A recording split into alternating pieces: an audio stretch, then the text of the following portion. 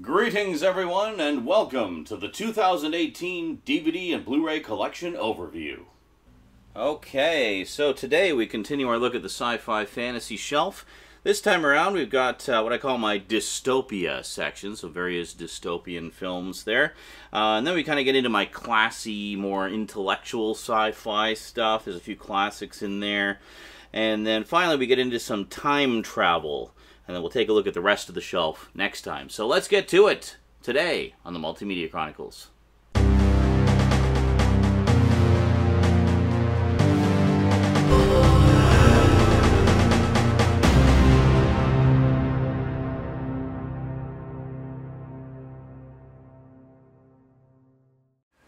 Okay, so starting off with the dystopian fiction here, let's start with the granddaddy of them all. We have Metropolis, the classic silent film by Fritz Lang. Wonderful, wonderful film.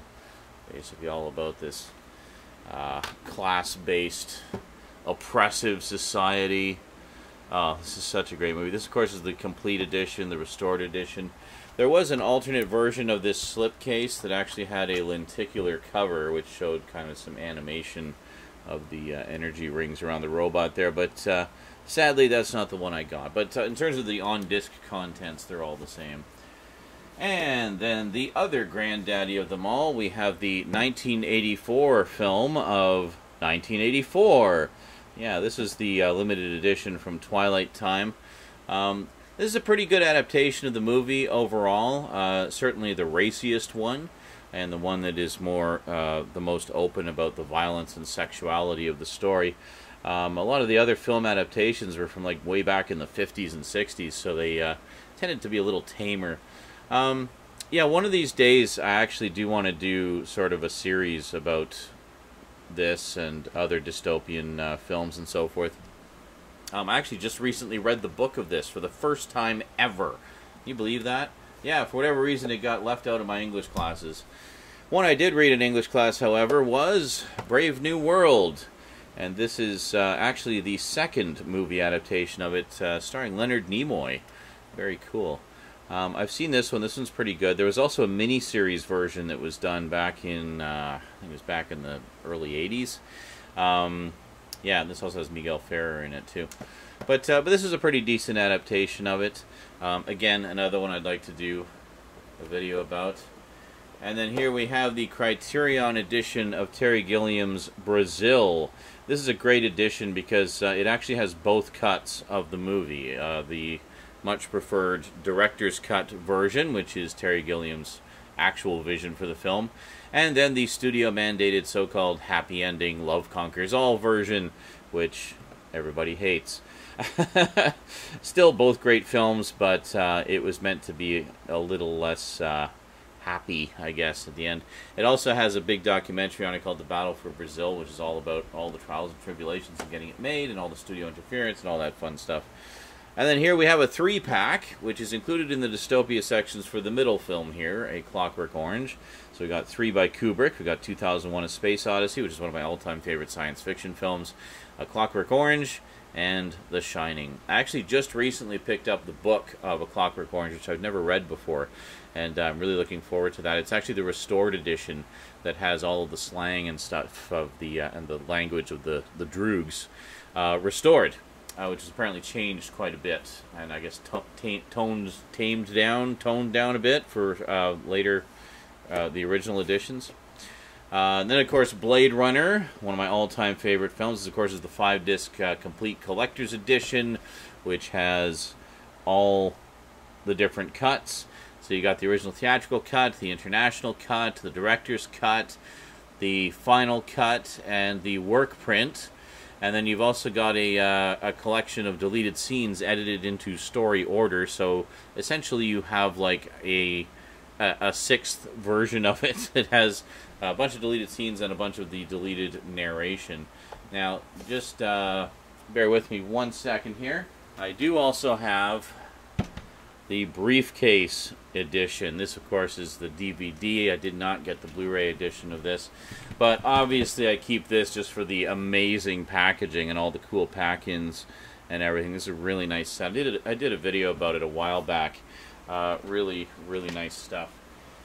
And then more recently we had the sequel, which actually takes place 30 years later, Blade Runner 2049, and this is great stuff. This includes the 3D edition and also includes the 3 prequel shorts that kind of bridge the gap between the original movie and this one.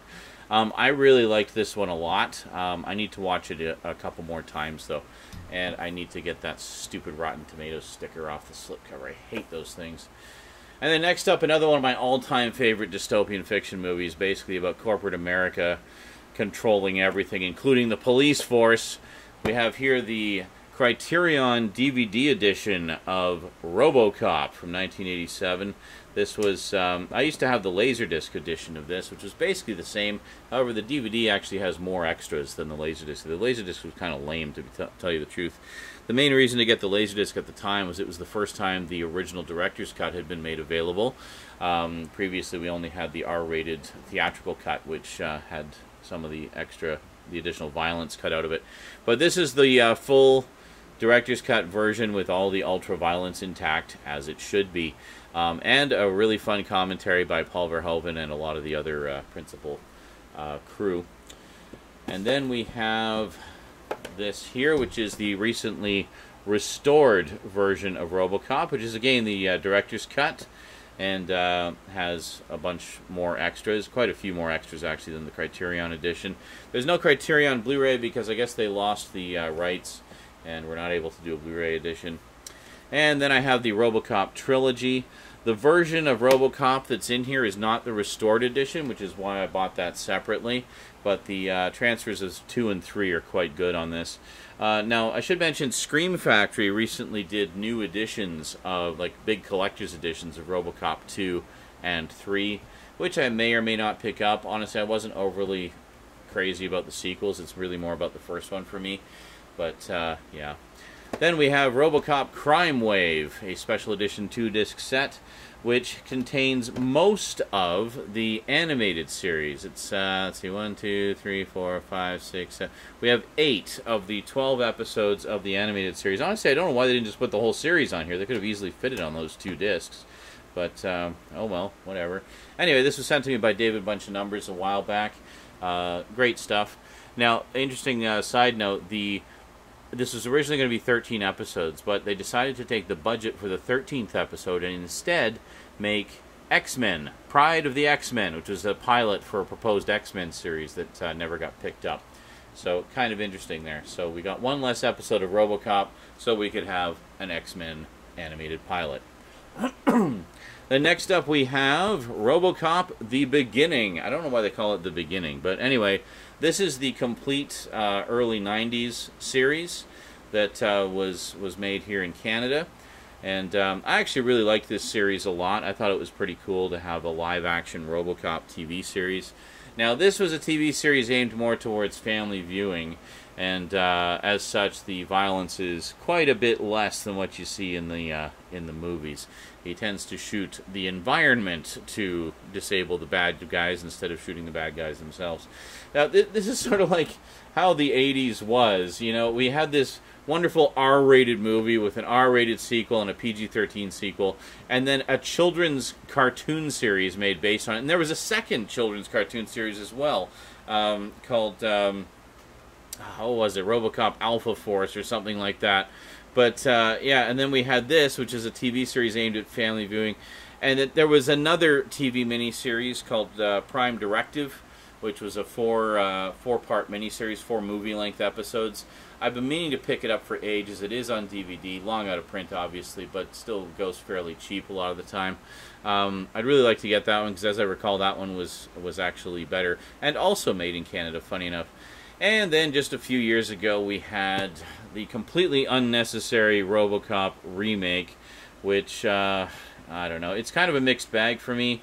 I thought, you know, I liked certain aspects of this, but other aspects I was kind of left scratching my head. Like, why does he take his helmet off so frickin' much? You know, there was, like, no big dramatic reveal of his face like there was in the original. It was just kind of like, yep, this is what I look like. And, you know, it just, I don't know. I have it for completion's sake. Anyway, then we have Equilibrium, which is wonderful. Basically about a society in which emotion has been banned, and to the point where it's illegal, and things like art and music and stuff like that are illegal. And yeah, it's all about this guy who's sort of one of the emotion police, I guess, sort of discovering what they've lost by giving up emotions and stuff like that. Hard to explain. Just watch it. It's really good. It's very well done. And then I bought Equilibrium again because it was actually in a 2-pack with Renaissance, which is a really cool animated movie that I don't really hear people talking about very much, starring Daniel Craig in the lead role, actually. But it's kind of a like sci-fi film noir type of thing. It's really quite interesting. It's done in this very stark, high contrast animation style. It's quite interesting. And then we got the graphic novel adaptation V for Vendetta. This very much has some 1984 vibes to it. Just a gorgeous, gorgeous film adaptation of the graphic novel. Yeah, this is definitely another one I'd like to do a video about at some point. I did recently pick up the graphic novel. Originally, when I read it, I borrowed a friend's copy, so I finally got my own, and going to reread it and rewatch the movie. And then we have Rollerball, basically James Caan on roller skates. This is a Twilight Time Encore edition. Basically, they released a limited edition. It did really well, so they released it again in a second edition. This is the re-release, and yeah, quite nice.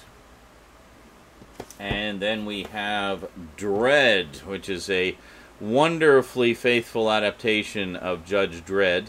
Far better than the Sylvester Stallone movie. So much so that fans have been clamoring for a sequel, even though it didn't do phenomenally well in theaters. But I really liked this movie a lot, and I've watched it a few times.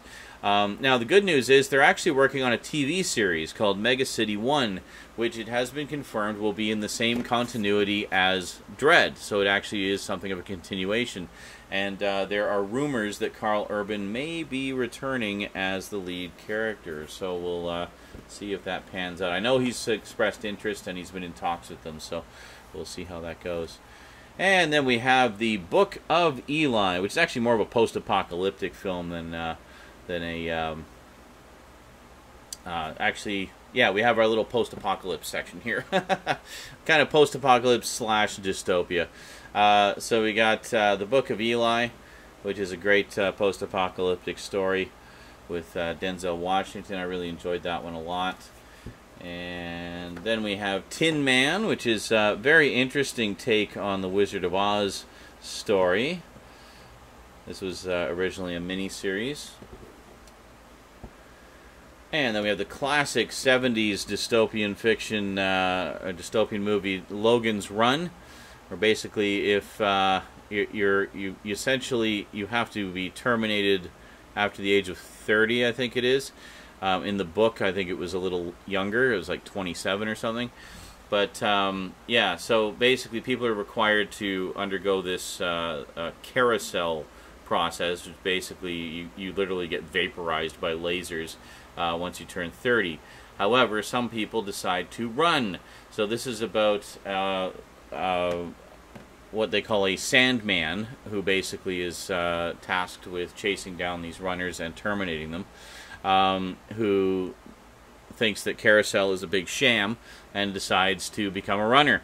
And yeah, so basically they go on the run, him and a woman named Jessica, and Logan, of course, is the Sandman of the title, and they basically go on the run together to discover the truth. And it's just a really, really fun story.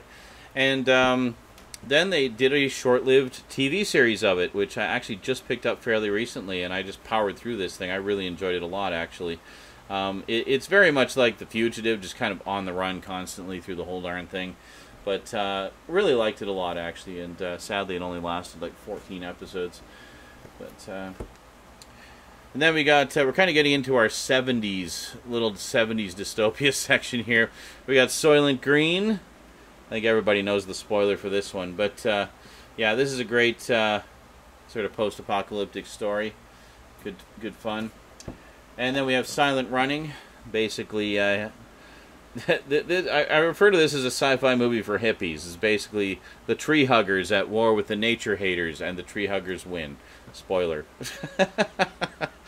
But yeah, this is a really fun movie. One of only 2 movies directed by Douglas Trumbull, special effects guru.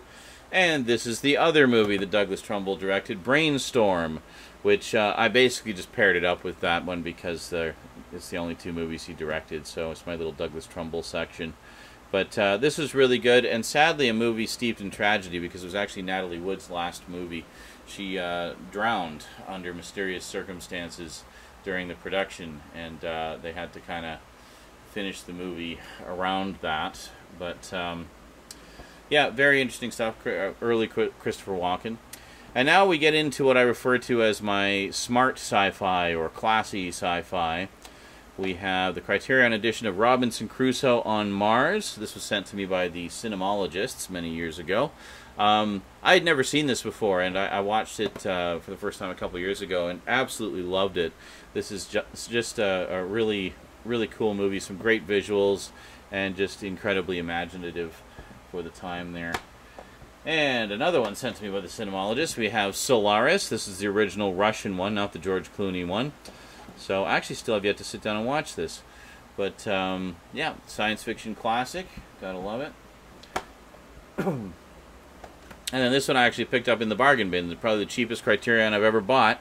We have The Curious Case of Benjamin Button. Basically about a man who ages backwards. And then we have The Day the Earth Stood Still. Now, although this is the remake, it actually does include the original as well. I did a video about the original a while back. The original is like one of the classic intellectual sci-fi movies, and it's just so darn good. I still haven't actually watched the remake. I really just picked this one up because it was actually cheaper to get this edition that has both of them and all the extras than it was to get just the original again. So I grabbed this just for the movie. And didn't realize until after the fact the edition of the original that I used to have actually has more extras on it, so I'm still going to end up picking that up at some point. And then we have Dune, the classic by adaptation of the Frank Herbert novel by David Lynch. People are kind of mixed on this. I've always really liked it. I think it's a beautiful adaptation. I love the visuals in this. It's got a fantastic cast. Now, having read the book, this is definitely a simplified and slightly altered version of the book. But that said, aside from a few changes, it's actually quite faithful, like in terms of the dialogue and the story and things like that. And really cool stuff. And I should also mention, Dune was one of the first Steelbooks I ever picked up. In fact, I think it was the first Steelbook I ever picked up. So check this out. So we have this special edition of Dune. What's cool about this is it actually includes not only the theatrical version but also the TV miniseries extended version available for. As far as I know, it's only ever been available in this edition. Like it's never been available otherwise. We don't have a Blu-ray of it or anything. The extended edition basically includes some explanatory narration and some sort of additional artwork and such to give you a bit more background. It's a bit of a mixed bag. David Lynch disowned himself from it, and it's credited to Alan Smithy, the famous "I don't want to have anything to do with this movie" pseudonym that has been used by directors in Hollywood for years. But if you just kind of want a little bit more backstory about the world of Dune, it's a good one to check out. But in terms of you know, pacing and just generally being a better constructed movie, I'd say the theatrical version is the way to go. Then we have this version of Dune, which was the Sci-Fi Channel miniseries from the early 2000s. I actually really liked this one a lot. It's quite a bit different from the movie. This was definitely done on a lower budget. But there is some wonderful extras in here, and it's just a really, really good addition.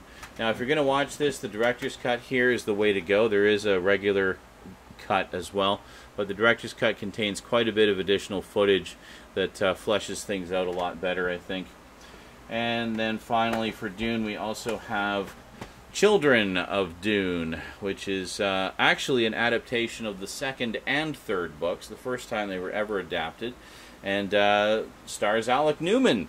Yes, a pre-X-Men First Class Alec Newman. Very cool. And, yeah, really, really good stuff. Or, sorry, not Alec Newman, James McAvoy.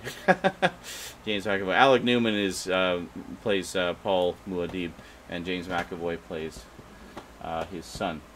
So that's good. And you may be wondering, hey, Sean, what about Jodorowsky's Dune? Yeah, I don't have that. I'd actually really like to get it because it's all about, what's his face, Alexander Jodorowsky's proposed adaptation of Dune that never happened, but they did a whole bunch of pre-production work and stuff, so there's a whole feature-length movie about what might have been.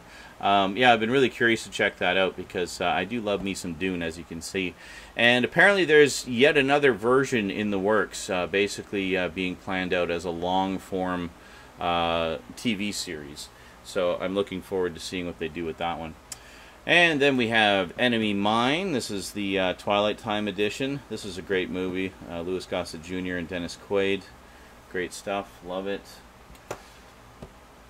And I should mention, if you've ever seen the final episode of Galactica 1980, the one with Starbuck in it, I think it's just called The Return of Starbuck, you may find the story in this a little familiar, because it's almost the exact same story.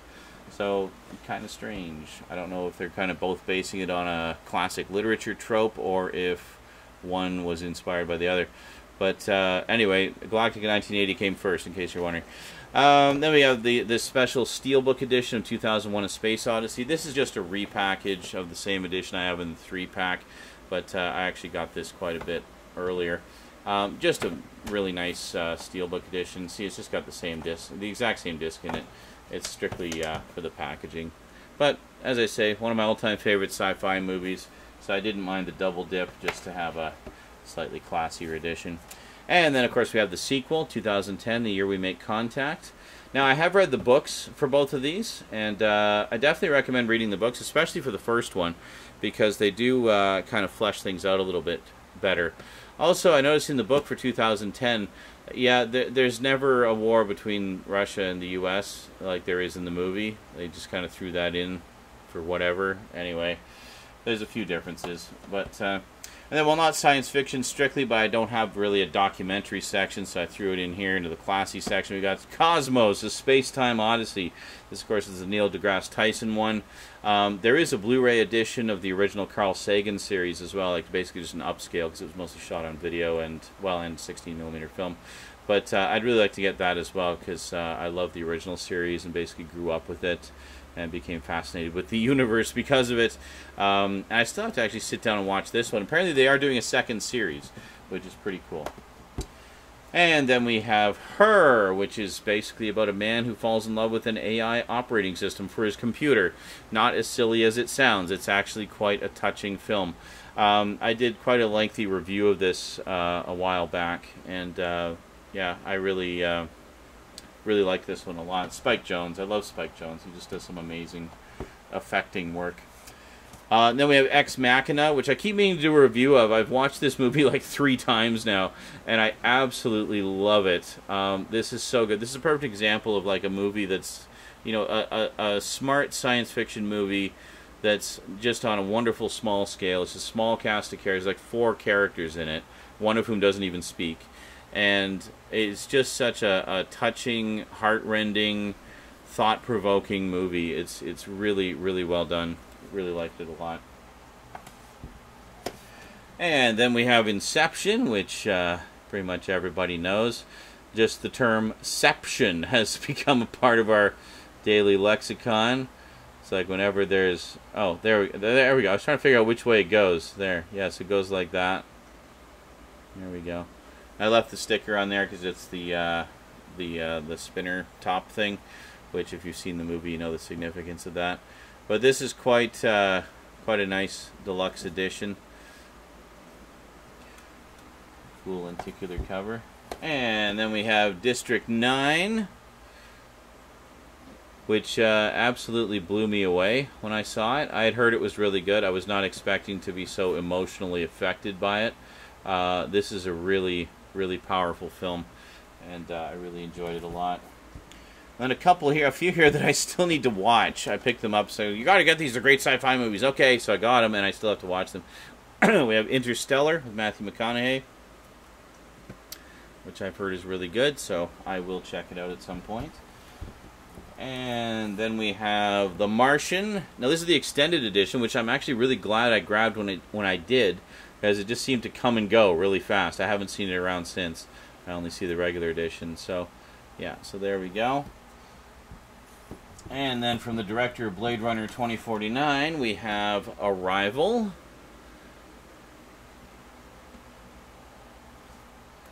There we go. And things are falling over. And then we have Automata with Antonio Banderas. Still in the original shrink wrap. Obviously, I haven't watched it yet. And then we get into my time travel section here, which starts off with Run Lola Run. You may be wondering, why the heck is that in the time travel section? Well, if you've seen the movie, you might kind of get the idea of why I put it in here. Plus, I don't really have a German movie about redheaded women who run everywhere section, so I decided to just put it in the time travel. It was kind of the same, you know, time travel, time loops, alternate timelines, whatever. It's all kind of in the same category, and if you've seen the movie, you'll kind of know what my train of thought is on that. I love that movie so much. I've watched it more times than I can recall. And then we have Frequency with another one with Dennis Quaid and Jim Caviezel. There we go. And then we have, Cloud Atlas, which was recommended to me very highly by, I think it was Skinslip and Stoudman, so I trust their recommendations, so I picked it up. Haven't watched it yet, so I can't tell you what I thought of it. Looper. This one I have watched. I really enjoyed this. Joseph Gordon-Levitt played a surprisingly convincing young Bruce Willis in this. It was quite good. Very twisty-turny. And then we have 12 Monkeys, which I saw a long time ago. I honestly need to watch it again. And I keep forgetting they recently did a TV series of this, which I should also check out. So I might, you know, watch the movie and then check out the TV series. And then we have Time Bandits, which I remember from when I was a kid, one of Terry Gilliam's earlier films. It's a fun movie. Honestly, I didn't think it was great. It's not one of his masterpieces, but it's fun. I mean, it's got some fun stuff in it.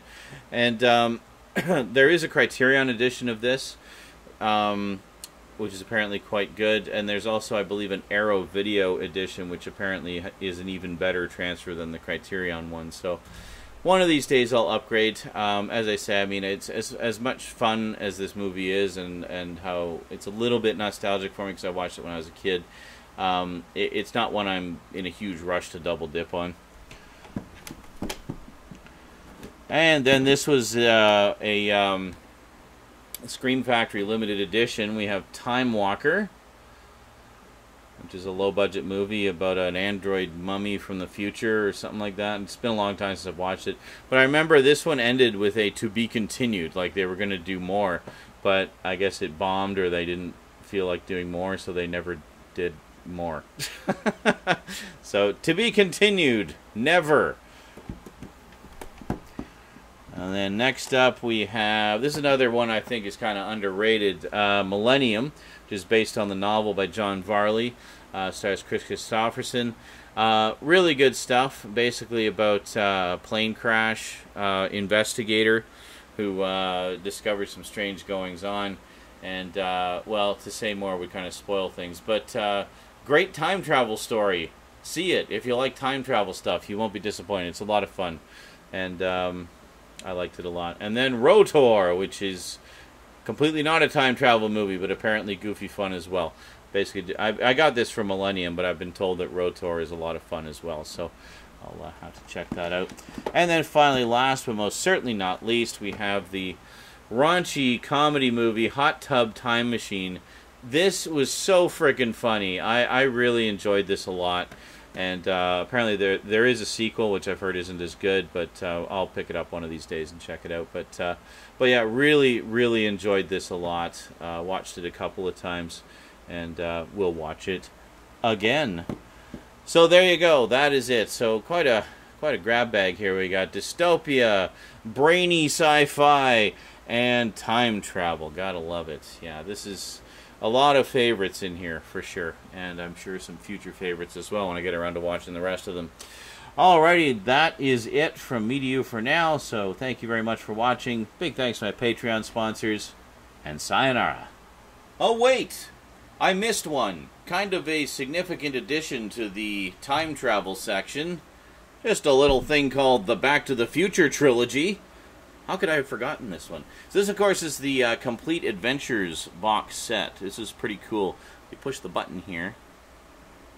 It has a flux capacitor that lights up. How cool is that? Yeah, it's actually just a lenticular image, but it's backlit. But if we crack this sucker open here, look at that. And you can actually change the batteries, which is pretty cool. It's very nice. So if we just, hang on, pull this out. Hold on. A little piece of something there. Alright, so first up, we have the trilogy. So this is actually just the same Blu-ray masters that were used for the previous release, like the 25th anniversary set and stuff like that.